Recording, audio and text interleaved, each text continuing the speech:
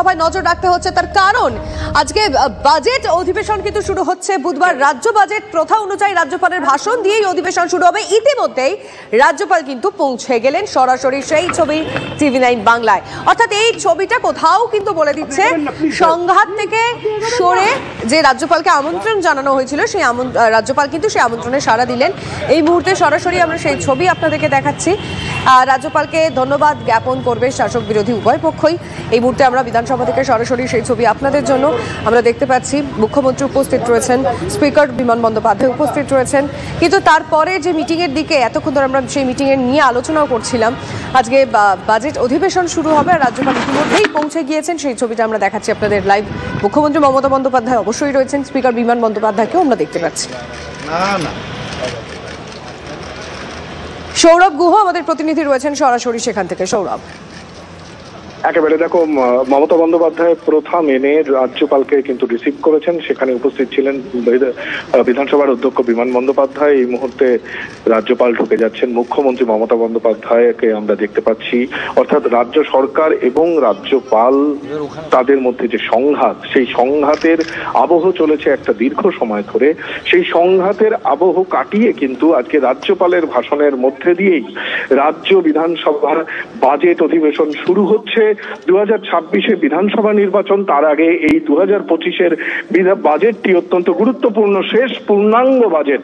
এবং শেষ পূর্ণাঙ্গ বাজেটের এই যে অধিবেশন শুরু হচ্ছে, সেখানে কিন্তু রাজ্যপাল তার ভাষণের মধ্যে দিয়ে শুরু হচ্ছে। এই মুহূর্তে B.R. আম্বেদকরের মূর্তিতে মাল্যদান পর্ব সমাপ্ত করে রাজ্যপালকে সঙ্গে নিয়ে অধ্যক্ষ বিমান বন্দ্যোপাধ্যায় এবং মুখ্যমন্ত্রী মমতা বন্দ্যোপাধ্যায় করছেন হাউসে। আর কিছুক্ষণের মধ্যেই কিন্তু রাজ্যপালের ভাষণের মধ্যে দিয়ে শুরু হবে রাজ্য বিধানসভায় বাজেট অধিবেশন। লিমা, একেবারে আমরা সেই ছবিটা দেখাচ্ছি আর কিছুক্ষণের অপেক্ষা। তারপরেই আমাদের নজর কিন্তু থাকবে যেদিকে, অর্থাৎ বিধানসভায় যে বাজেট অধিবেশন তা আজকে শুরু হচ্ছে এবং প্রথা যেটা নিয়ম, সেই নিয়ম অনুযায়ী কিন্তু রাজ্যপালকে আমন্ত্রণ জানানো হয়েছিল এবং সমস্ত কোথাও গিয়ে যে সংঘাত ছিল সেইটা মিটিয়ে রাজ্যপাল উপস্থিত হয়েছেন বিধানসভায়। সেই ছবি সরাসরি।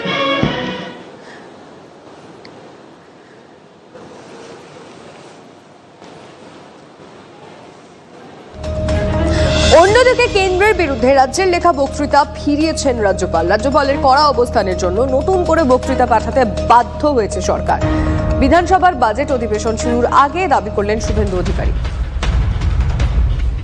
রাজ্যপাল মহোদয়কে রাজ্য মন্ত্রিসভা যে বক্তব্য পাঠিয়েছিলেন রাজভবনে, তাতে কেন্দ্রীয় সরকার বিরোধী এবং রাজনৈতিক অনেক বক্তব্য ছিল। আমি ধন্যবাদ জানাচ্ছি রাজ্যপাল মহোদয়কে। তার বক্তৃতার আগে তিনি তার সেই বক্তৃতা ফিরিয়ে দিয়েছিলেন রাজ্য সরকারকে। তিনি বলেছিলেন, এগুলো আমি পড়ব না, হেলায় না পড়লে বিড়াল গাছে ওঠে না। এই রাজ্য সরকার রাজ্যপাল মহোদয়ের আপত্তি করা বিষয়গুলো বাদ দিয়ে নতুন বক্তৃতা পাঠাতে বাধ্য হয়েছেন, যেখানে কেন্দ্রীয় সরকারের বিরুদ্ধে বলা লাইনগুলো রাজ্যপাল মহোদয়ের কড়া অবস্থানের জন্য এই সরকার বাধ্য হয়েছে বাতিল করতে, পরিবর্তন করতে। সংগঠনে আমি শেষ কথা বলবো, পরিষদীয় দলের বৈঠকে ফের মনে করালেন মমতা। বিধানসভা ভোটের প্রস্তুতির নির্দেশ তৃণমূল নেত্রী। 2/3 আসন জিতে ক্ষমতায় আসবে তৃণমূল, দাবি করলেন মমতা বন্দ্যোপাধ্যায়। বুথে বুথে কাজে জোর দেওয়ার নির্দেশ। আরেকবার জানিয়ে রাখতে চাইবো, সংগঠনে আমি শেষ কথা পরিষদীয় দলের বৈঠকে আবারও মনে করালেন মমতা বন্দ্যোপাধ্যায় এবং বিধানসভা ভোটের প্রস্তুতির নির্দেশ তৃণমূল নেত্রী। 2/3 আসন জিতে ক্ষমতায় আসবে তৃণমূল কংগ্রেস। আমি কথা বলবো আমাদের রিপোর্টার সৌরভ গুহর সঙ্গে। অর্থাৎ সৌরভ, আজকের দিন থেকে কি ধরে নেওয়া যায় 26-এর ভোটের দামামা বেজে গেল তৃণমূলের কাছে? একেবারে লিমা, তুমি বললে সেটাই কিন্তু আগের বৈঠক সার সংক্ষেপ আমরা বলে দিতে পারি। আজকে এই 10 ফেব্রুয়ারি থেকে বিধানসভা নির্বাচনের প্রস্তুতি শুরু করে দিলেন তৃণমূল সুপ্রিমো মমতা বন্দ্যোপাধ্যায়।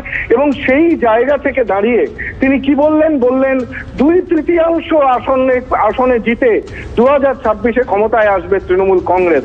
দিল্লি নির্বাচনে বিজেপির জয়ের পর অনেকেই যখন 2026-এ বাংলার নির্বাচনে কি হয় এই নিয়ে আলোচনা করছে, সেই সময় দলীয় বিধায়কদের বৈঠকে 2/3 আসন নিয়ে 2026-এ ক্ষমতায় আসতে চলেছে তৃণমূল কংগ্রেস, এই কথা বললেন মমতা বন্দ্যোপাধ্যায়।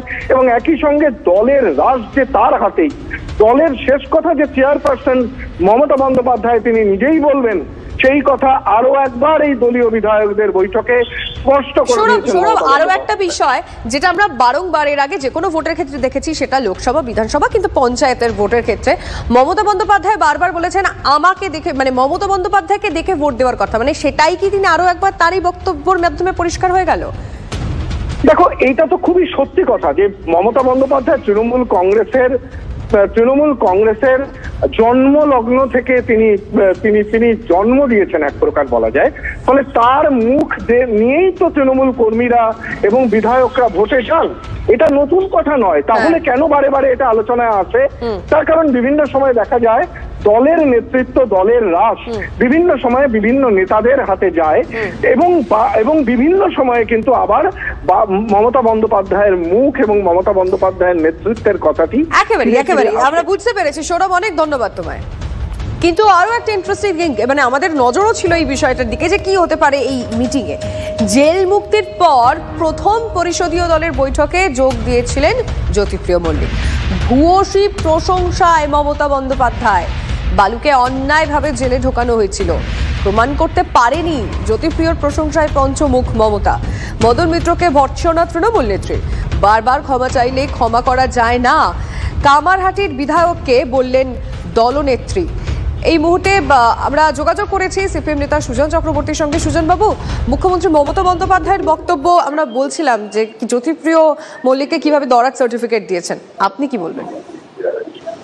মমতা ব্যানার্জি কখন কি বলবেন এটা নির্ভর করে ওনার সকালে কিরকম পরিকল্পনা আছে তার উপর নির্ভর করে। ফলে এটা আমি খুব সিরিয়াসলি নিই না। উনি হঠাৎ বালু মল্লিককে বেশি প্রশংসা করতে হবে, এই কারণ জেল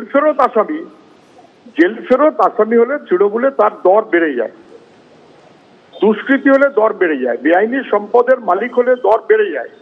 যত বেশি অপরাধ বুঝে যাবে মানুষ, তত বেশি তার তৃণমূলে দর বেশি।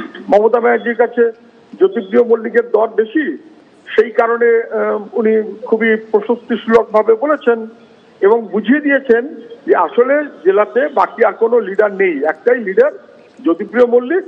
তাকে সঙ্গে না আনতে পারলে ওর খুব একটা চলবে না। বাকি আছে পার্থ চ্যাটার্জি, নিশ্চয়ই তাকেও ফেরত দিয়ে একই রকম চেষ্টা করবে। তবে ভাইপো বোধহয় এখনো বোঝেনি যে জেল ফেরত হলে ভাইপের কথার দাম বেড়ে যাবে, ওর কথার দামটা একটু বাড়ে কমে আছে তো। ভাইপো জেল ফেরত হলে ভাইপোর কথাটা দাম বেড়ে যাবে। বেশ, অনেক ধন্যবাদ। সিপিএম নেতা সুজন চক্রবর্তীর সঙ্গে আমরা কথা বললাম, কিন্তু এই বিষয়ে আমরা বিজেপি নেতা জগন্নাথ চট্টোপাধ্যায়ের সঙ্গে কথা বলেছিলাম। তিনি কি বলেছেন একবার শুনুন। সর্বোচ্চ যে উপভোক্তা, তার জন্য যিনি এত মাস, প্রায় 16 মাস জেল খেটে এলেন, বেরিয়ে আসার পর তার তো প্রশংসা করতেই হবে। সে নিয়ে এর মধ্যে এটা স্বাভাবিক। আর তৃণমূলের চোর চারটা, চিটিংবাজ, সিন্ডিকেটবাজ, কাটমানিখোর, এদেরই হচ্ছে জয় জয়কার, সেটা আরো একবার প্রমাণ হলো। রেশন দুর্নীতিতে 10,000 কোটি টাকার দুর্নীতি, গরিব মানুষের পেটে যাওয়া চাল চুরি করে যে মন্ত্রী জেলে গেল, তার যদি প্রশংসা করেন এ রাজ্যের মাননীয়া, তাহলে বুঝতে হবে যে গোলমাল তো কোথাও আছে।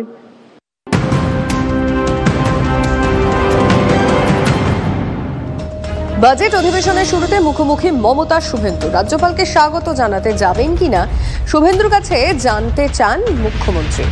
যাবেন না বলে জানিয়ে দেয় বিরোধী দলনেতা। প্রদীপ্ত আমাদের রিপোর্টার আমাদের সঙ্গে রয়েছে। প্রদীপ্ত, তার না যাওয়ার কারণ কি জানিয়েছেন তিনি?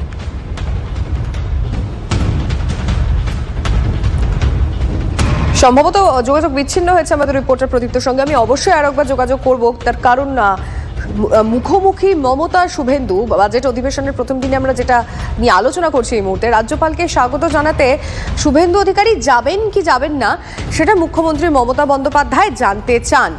আর শুভেন্দু অধিকারী তিনি বলেন যে তিনি যাবেন না। কিন্তু শুভেন্দু অধিকারী কি কারণে যাবেন না, কেন তিনি যাবেন না জানিয়েছেন, কারণটা কি এর পিছনে, আমাদের রিপোর্টার প্রদীপ্ত কান্তি ঘোষের সঙ্গে আমরা এই মুহূর্তে আরো একবার যোগাযোগ করেছি। প্রদীপ্ত। দেখো এর মধ্যে কি কারণ আছেন তার উত্তর হয়তো শুভেন্দু অধিকারী তিনি নিজেই দিতে পারবেন, কিন্তু আজকে এইভাবে আবারও মমতা বন্দ্যোপাধ্যায় এবং শুভেন্দু অধিকারীর মুখোমুখি দেখা হওয়া সেটা যথেষ্ট তাৎপর্যপূর্ণ। তার কারণ মমতা বন্দ্যোপাধ্যায় যখন রাজ্যপালকে রিসিভ করতে বাইরে বেরোচ্ছিলেন, ঠিক সেই সময় নিজের দলের বিধায়কদের নিয়ে বৈঠক শেষ করে শুভেন্দু অধিকারী তিনি বিধানসভার যে অধিবেশন কক্ষ রয়েছেন সেখানে ঢুকছিলেন। এই সময়তেই শুভেন্দু অধিকারী এবং মমতা বন্দ্যোপাধ্যায় তাদের মধ্যে মুখোমুখি সাক্ষাৎ হয় এবং সে সময় মমতা বন্দ্যোপাধ্যায় রাজ্য বিধানসভার বিরোধী দলনেতাকে জিজ্ঞাসা করেন যে রাজ্যপালকে রিসিভ করতে যাবেন কিনা, আর তার উত্তরে শুভেন্দু অধিকারী স্পষ্টতই জানিয়ে দেন না তিনি যাবেন না। এরপর শুভেন্দু অধিকারী এই কথা বলে তিনি অধিবেশন কক্ষে চলে যান এবং মমতা বন্দ্যোপাধ্যায় তিনি রাজ্যপালকে রিসিভ করতে যান। সঙ্গে সেই সময় ছিলেন স্পিকার বিমান বন্দ্যোপাধ্যায়। কিন্তু বিধানসভার অধিবেশন কক্ষে বা অধিবেশনের বাইরে এই রকম ছবি কিন্তু খুব একটা ধরা পড়ে না। তার কারণ বারংবার যে বিরোধিতার সুর তৃণমূল এবং বিজেপি একে অপরের বিরুদ্ধে চড়ান, সেই